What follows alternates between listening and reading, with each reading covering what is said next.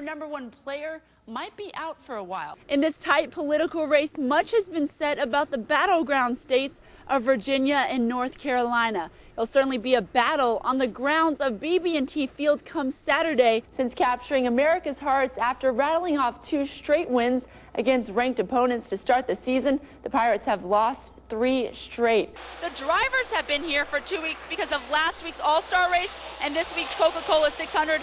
But Coach Gaudio remains optimistic, saying that if his team can go 3-0, they still have a chance to make some waves for the NCAA selection committee.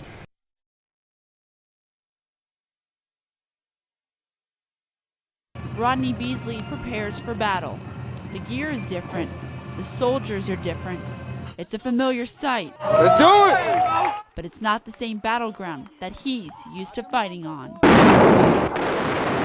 These eyes have seen the death, destruction, and evil that very few experience firsthand. The football soldiers who go to battle every day alongside of him Come on, hit him! don't know his pain.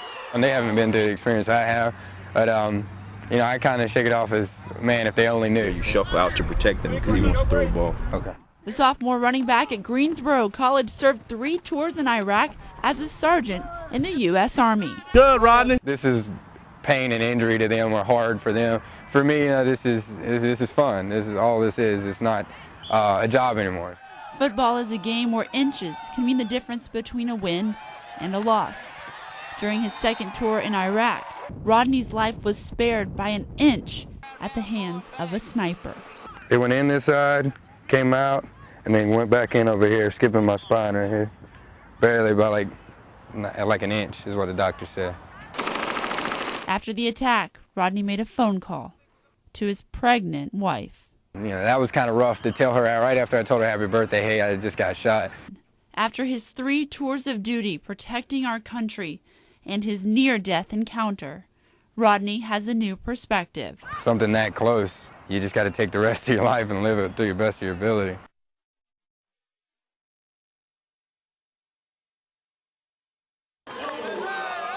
This is the absolute best atmosphere to play a college basketball game in. When you're on the basketball court, you hear the fans. And she would know. We were MEAC regular season conference champs 3 years running, 88, 89, and 90. But that was then, and this is now. Come on, Steve! Now that her playing days are over, Hope Rush has taken a seat to cheer on her son, Steven. Good hustle, baby, good hustle! When I was able to come back and play for the same school that she played for in a similar environment and have a chance to, win some ball games and help the program, it's just a blessing. The blue and gold is wonderful. That's our bloodline. In addition to dribble, pass, and shoot, Hope has shown Steven a different type of triple threat. Woo, he traveled. She taught me everything I know about basketball, so she's been a great coach, a great friend, a great mom. Despite having the same DNA, some things skip a generation. I wish I had her height. I didn't have that soft touch that Steven has. But there is one thing that Hope passed down to her son. She's tenacious. She has a love for the game, and that's where I get my drive from. She had me when she was 15. So I watched everything that she ever done. Watching her come home after practice, hitting the books, trying to make a living for us. I saw that. So she made sure that I was well balanced. So I credit all that to her.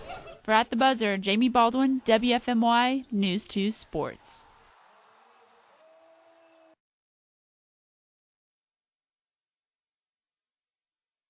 As anyone that comes in here straight off the street, brand spanking new beginner. Now he's easily crossing from the advanced climbing into the experts. An expert climber with only 2 years of experience. Okay, coming down. What makes James Spivey even more remarkable is that he doesn't see the obstacles the way that we do.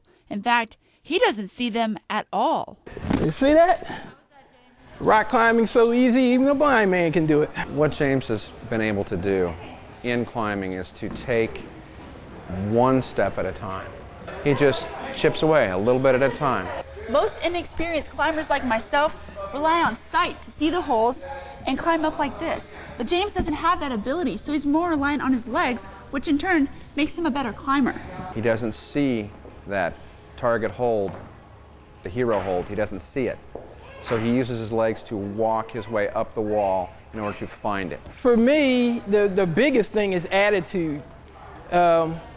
If something goes wrong in your life, it's up to you to have the attitude to make the change and adapt to it. Always use your legs. Okay. And don't look down. And he'll challenge anyone who thinks his disability slows him down. His idea is to challenge from within, and it doesn't really matter what's up there. It's, did he bring what he needed with him today to get up the wall?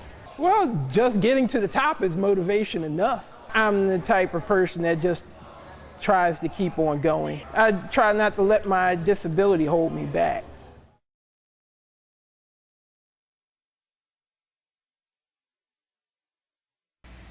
Well, you know what, Ken? The drivers have had 2 weeks here in Charlotte. Kyle Busch spent his time off yesterday out at the lake. After qualifying, I asked his teammate Tony Stewart how he had his time off, and he didn't quite enjoy it the same way the points leader did. Yeah, fortunately, I have had a little bit of time off. So went out on the lake yesterday, and water's still a little bit cold, but felt nice. Was able to do some wakeboarding and stuff and had some fun. Honey, I don't know where you've been for the last week, but we all been working. So. Kyle Busch said he went fishing yesterday. Well, lucky for Kyle, then he got a day off. The rest of us all have to work 7 days a week. Kyle, I asked Tony what he was doing yesterday while you were out on your boat, and he said that most everyone else works 7 days a week other than you. Oh, yeah. Do you think after you're sitting on the pole and he's in 20th position right now, maybe you invite him onto your boat, or what do you suggest? Well, he can come out anytime he wants to. I'm not sure if he's ever in Charlotte, but you know, he's more than welcome to. I think we're going out again maybe on Memorial Day. We'll see. Do you think boogie boarding would be something Tony Stewart maybe needs right now? That's probably about all he can do. I don't know if he can get up on a wakeboard or anything like that. It might just sink. Now, this has been quite a hot-button issue lately because during the Budweiser shootout in February, it was rumored that Tony Stewart punched Kyle's brother Kurt Busch in the face after he made a reference to his battle with the bulge. So, Kent, note to self, if ever you have a run-in with Smoke, don't mention the weight problem, all right? Yeah, and don't ask either one of them about their plans either. That's what's kind of testy out there. Thank you very much, Jamie.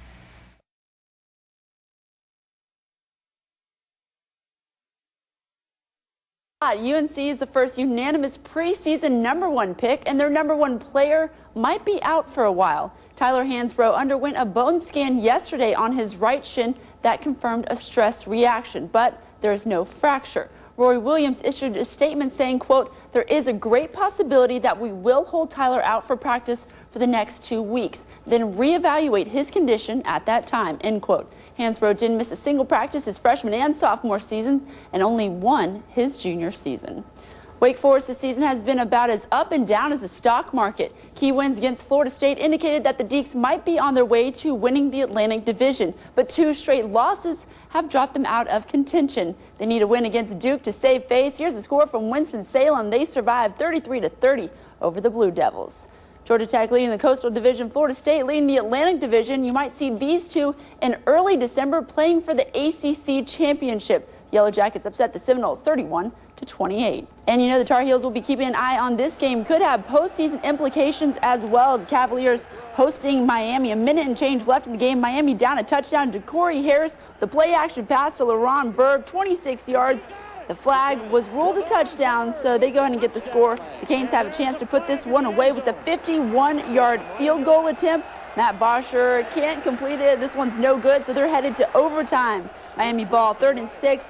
And take a look at this one on the near corner of the end zone. Ja'Cory Harris to Aldarius Johnson, a 9-yard score. Final here, Miami wins in overtime.